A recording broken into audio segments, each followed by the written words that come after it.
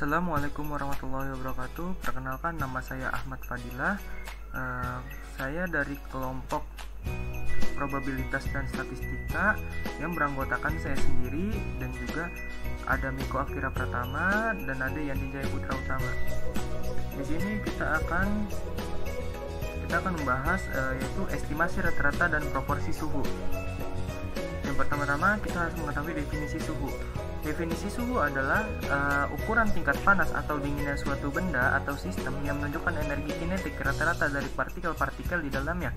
Dalam konteks fisika, suhu mempresentasikan sejauh mana partikel dalam suatu benda bergerak. Semakin cepat partikel bergerak, semakin tinggi suhunya. Suhu diukur dalam satuan seperti derajat Celcius, Kelvin, atau Fahrenheit.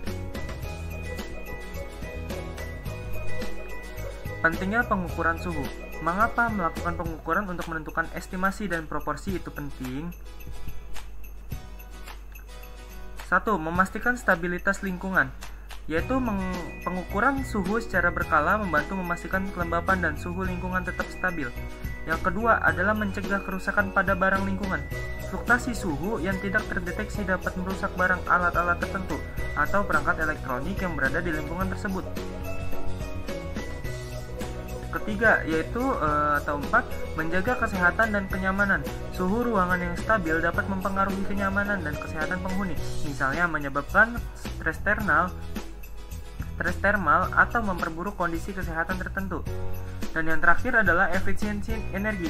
Dengan memonitor suhu, fluktuasi yang signifikan dapat diatasi lebih cepat, sehingga membantu mengurangi konsumsi energi dan sistem pendingin atau pemanas.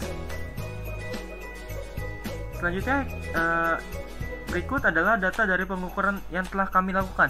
Setelah mengetahui definisi dari topik pembahasan, maka selanjutnya melakukan sebuah pengukuran. Yang pertama-tama yaitu alat dan bahan yang digunakan.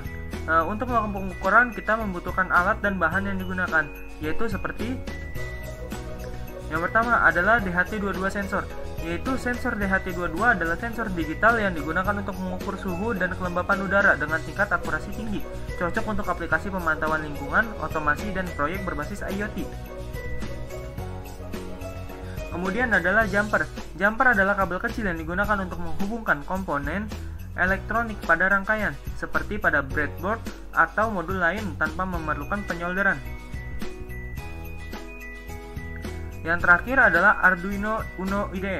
Arduino IDE adalah Integrated Development Environment, adalah perangkat lunak yang digunakan untuk menulis, mengedit, mengomplikasi, dan mengunggah kode program ke microcontroller pada papan Arduino. IDE ini menyediakan antarmuka yang sederhana dengan bahasa pemrograman berbasis C atau C++ untuk memudahkan pengembangan proyek elektronik. Berikut merupakan gambar dari Arduino IDE yang kita gunakan. Kemudian ini adalah hasil dari pengukuran 8 hari yang kami lakukan.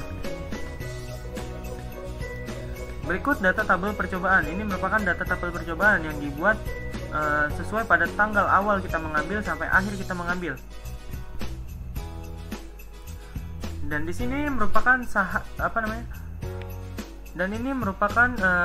data suhu yang kita ambil pada hari pertama sampai hari ketiga, yaitu yang dimana data suhu yang pertama itu kita lakukan pada tanggal 7 bulan 12 tahun 2024 pukul 13.00, yaitu dengan mendapatkan data pertama yaitu adalah suhu 31,2, data kedua adalah 31,2 juga, data ketiga 31,2, data keempat 30,7 Celcius, data kelima 30,7, data keenam 30,7, data ketujuh 30,2, data ke-8 30,2, data ke-9 30,2.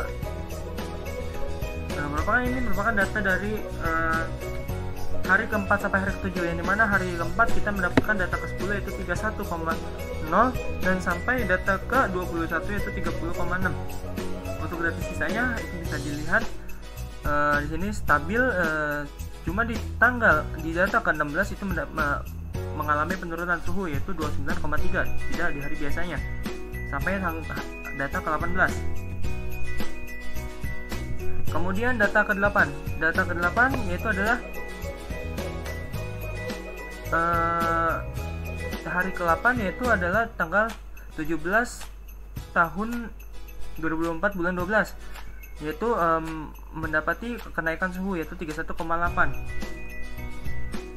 Jadi rata-rata suhu di sini adalah rata-rata ditambah seluruh data yang kita dapat kemudian dibagi 24, yaitu mendapat hasil 31,3. Jumlah suhu yang kurang dari lebih dari 30 yaitu adalah 21. Proporsi suhu lebih dari 30 adalah 73,34%, dikurang 391,60%. Rumus estimasi yaitu adalah nilai rata-rata sama dengan dy sigma I sama dengan 1 adalah nilai individual per n.